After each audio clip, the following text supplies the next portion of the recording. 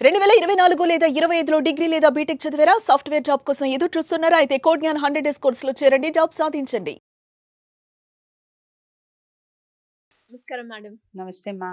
ఇప్పుడున్న present generation గురించి మనం మాట్లాడుకుంటే పేరెంటింగ్, అలాగే ఈ పేరెంటింగ్‌లో చాలామంది పిల్లల్ని ఎలా హ్యాండిల్ చేయాలి? ఏమనంటే ప్రతి ఒక్క విషయానికి ఫోన్‌ని బాగా వాడడం తెలుస్తుంది తప్ప, బయట ప్రపంచం అంటే వేరే వాళ్ళతో ఎలా కమ్యూనికేట్ చేయాలి? ఫ్యూచర్ పరంగా ఎలా ముందుకెళ్తే బావుంటుంది? అన్నవి చాలా తక్కువైపోయాయని చెప్పొచ్చు మేడం. ఇలాంటి యాస్పెక్ట్స్‌లో పేరెంట్స్, తల్లిదండ్రులు పిల్లలకి చిన్నప్పటి నుంచే నేర్పించాల్సిన అలవాట్లేంటి మేడం? అవి వాళ్ళ గ్రోత్‌కి ఏ రకంగా ఉపయోగపడుతుందంటారు? నువ్వు చెప్పింది మాత్రం, అడిగింది మాత్రం చాలా వాల్యుబుల్ క్వశ్చన్ నాన్న. హ్మ్. ఏంటంటే పేరెంట్స్ అవ్వడానికి చాలా ఆలోచిస్తాం, పేరెంట్స్గా మారడానికి చాలా అభిలషిస్తాం, అవ్వాలి అన్న కోరిక. పేరెంట్స్ అయ్యేదాకా ఆరాట పడతాం కదా. అవును. మనందరి అచీవ్మెంట్ ఏంటి జనరలీ అంటే, ఇంకా నువ్వు చిన్నపిల్లవి. పేరెంట్స్గా మారిన వాళ్ళకి అందరికీ ఏంటి చెప్పండి? పిల్లల జనరలీ భవిష్యత్తు పిల్లల బావుండాలి. భవిష్యత్తు బాగుండాలి. వాళ్ళు బాగుంటేనే వీళ్ళ జీవితాల్లో హయ్యెస్ట్ అచీవ్మెంట్. అవును. ఎంత సంపాదించు ఏం చెయ్యి, పిల్లలు మంచి మర్యాదలతోటి కదా వీళ్ళకి పేరు తెచ్చేలాగా, వాళ్ళకి వాళ్ళు పేరు తెచ్చుకునేలాగా ఉండాలి అంటే పేరెంట్స్ వాళ్ళ చిన్నగా టార్గెటే అదే అనుకుంటా. చిన్నగా నువ్వు టార్గెట్ అంటే నాకు ఒక మాట గుర్తొస్తుంది. ఒక టార్గెట్ అనే వర్డే తీసుకుందాం. హ్మ్.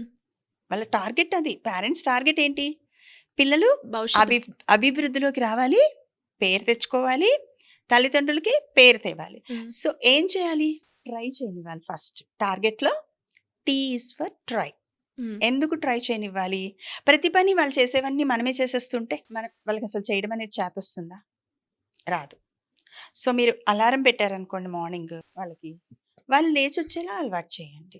అమ్మ వచ్చి లేపుతుందిలే, నాన్న వచ్చి లేపుతారులే, లెట్ దెమ్ ఓన్గా ట్రై చేయనివ్వండి. ఓన్గా డ్రెస్ అవ్వనివ్వండి, ఓన్గా షూస్ వేసుకొనివ్వండి, ఓన్గా బ్యాగ్స్ సర్దుకొనివ్వండి. మీరు హెల్ప్ చేయండి పైనుంచి.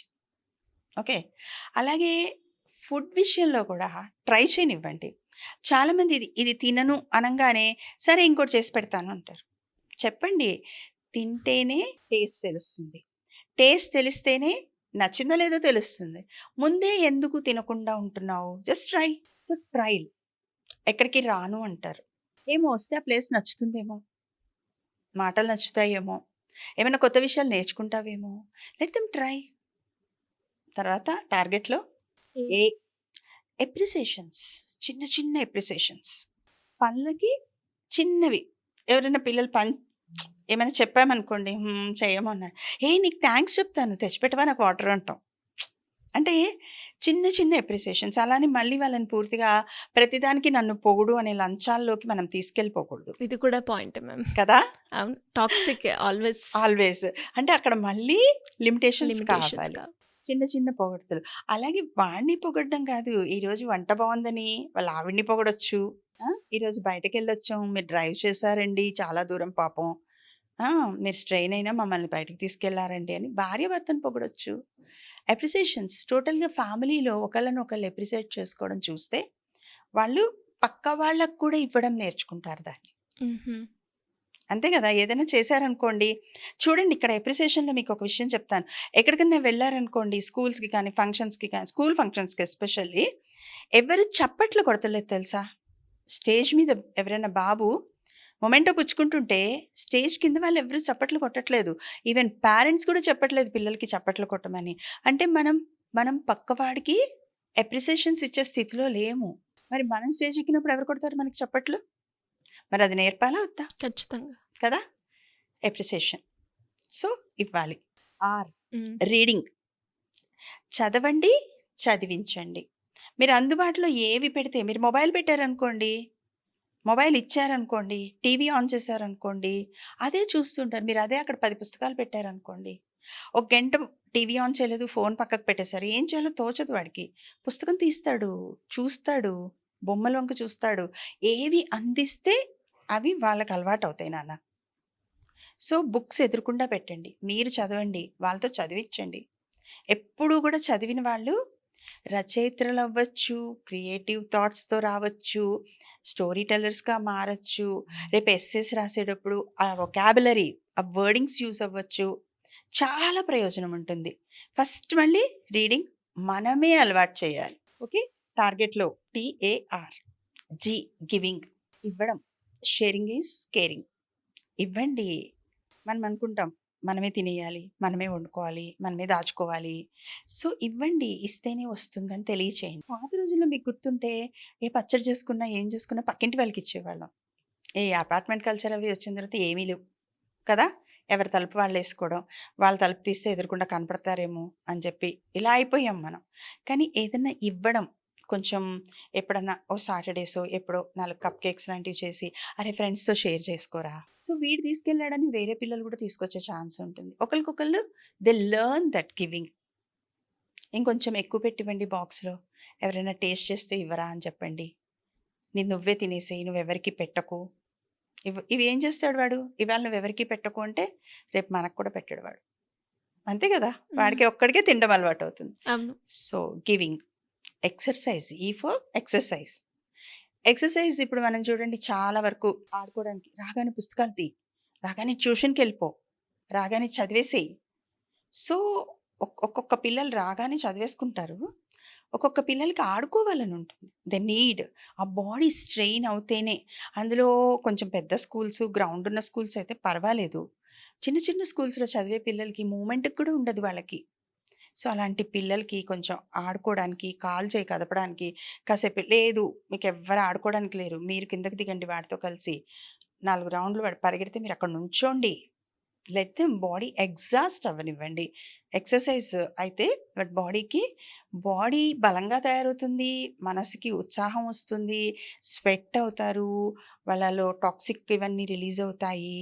సో స్ట్రెంగ్త్ కూడా పెరుగుతుంది. మనం అనుకుంటాం అలిసిపోతారు అని. నో, పిల్లల్లో చాలా ఎనర్జీ ఉంటుంది. ఎనర్జీని అప్పుడు రాత్రికి నిద్ర మంచిగా పడుకుంటారు. నిద్రలో ఏమవుతుంది, మెదడు చాలా స్వాంతన పొందుతుంది, అలాగే గ్రోత్ చాలా బాగుంటుంది. ఓకే, టైం సెన్స్ నేర్పించండి. టైం సెన్స్ నేర్పిస్తే ఇప్పుడు కాదు, మనం చూస్తుంటాం, మనం అంటారు గెలిచిన వాడికి ఓడిన వాడికి 1 సెకండ్ తేడా అంటారు. అంతే కదా, ఫస్ట్ వాడు వెనకాల వచ్చాడు, 1 సెకండ్ తేడాలో he will miss the first. So ఆ టైం సెన్స్ మనం చూస్తూ ఉంటాం చాలా చోట్ల. ఎగ్జామ్స్కి వెళ్ళినప్పుడు సార్ 5 మినిట్స్ లేట్ అయితే ఎందుకు రానివ్వరు అంటారు. సో అలాంటి చోట్ల మన టైం సెన్స్ పనిచేస్తుంది. సినిమాకి వెళ్ళేటప్పుడు ఎవరం టైం మిస్ అవ్వం. అవును కదా, అలాగా పిల్లల్లో కూడా స్కూల్కి వెళ్ళేటప్పుడు డిసిప్లిన్. మనం ఏం చేస్తాము, మనం లేట్గా లేచి వాడు లేట్గా లేపి చేసి సిగ్నల్ దగ్గర రెడ్ క్రాస్ చేయించేస్తాం, మనమే క్రాస్ చేసేస్తాం. రూల్స్ని మనమే బ్రేక్ చేయడం నేర్పిస్తున్నాం. సో ఆ టైం సెన్స్ మనమే నేర్పాలి. వాడికి ఏంటి, పుస్తకంలోనేమో గ్రీన్ గో అని ఉంటుంది, మనం రెడ్లో గో అవుతాం. మా నాన్న వెళ్ళాడు కదా, నేను కూడా వెళ్తాను, తప్పేం లేదు. సో మనం ఎక్కడి నుంచి మనం చేస్తున్నాం. సో ఈ టార్గెట్ ప్రతి పేరెంట్స్ పెట్టుకున్నారనుకో నాన్న, వాళ్ళ టార్గెట్ రీచ్ అవుతారు. Yes correct. ఆ టార్గెట్ ఏంటి, పిల్లలు మనకంటే బాగుండాలి. సో చిన్న చిన్న అలవాట్లే రేపు పెద్దవిగా వాళ్ళని వాళ్ళగా చేస్తాయి. ఖచ్చితంగా మేడం. చక్కగా పేరు తెచ్చుకోవడానికి కానీ మనకి పేరు తేవడానికి. అవును. అండ్ ప్రతి ఒక్క పేరెంట్స్ కూడా ఆలోచించేది అదే, అంటే పిల్లాడికి ఏమేమి నేర్పించాలి, ఎలా పెంచితే పిల్లాడి భవిష్యత్తు అంటే బాగుంటుంది. మనము అవి కొనిచ్చేస్తే అయిపోతుంది, మంచి స్కూల్లో వేసేస్తే అయిపోతుంది, లేకపోతే ఫీజు కట్టేస్తే అయిపోతుంది, ట్యూషన్ పెట్టేస్తే అయిపోతుంది అనుకుంటున్నారు ప్రజెంట్. యా, కానీ అవి బయటకి కనపడేవి. ఇవి ఇంటర్నల్ గా వాళ్ళ పర్సనాలిటీ డెవలప్ అవడం. ట్రూ. పర్సనాలిటీ అంటే మళ్ళీ not physical personality, mental develop అవడానికి తప్పకుండా ఈ టార్గెట్ పెట్టుకుంటే కనుక పేరెంట్స్ అందరూ they will reach there target. డెఫినెట్గా మేడం. అండ్ చాలా బాగుంది టార్గెట్ అనేది ఏదైతే ఉందో. అంటే ఇప్పుడు చాలామంది పేరెంట్స్ కూడా అసలు ఏం నేర్పించాలి, ఎలా చెప్తే అర్థం చేసుకుంటారు, ఇవేనా నేర్పించాలి, ఇంకెలా చేస్తే బాగుంటుంది, వాడి గ్రోత్ అయినా, వాడు మాట్లాడే విధానం అయినా అని ఆలోచించే వాళ్ళు చాలామంది ఉన్నారు. వాళ్ళందరికీ కూడా ఇది బాగా ఉపయోగపడుతుంది అనుకుంటున్నాను. Thank you ma'am, thank you so much. Welcome మా. సుమన్ టీవీలో మీ పర్సనల్ అండ్ బిజినెస్ ప్రమోషన్స్ కోసం కింది నెంబర్కి కాంటాక్ట్ చేయండి.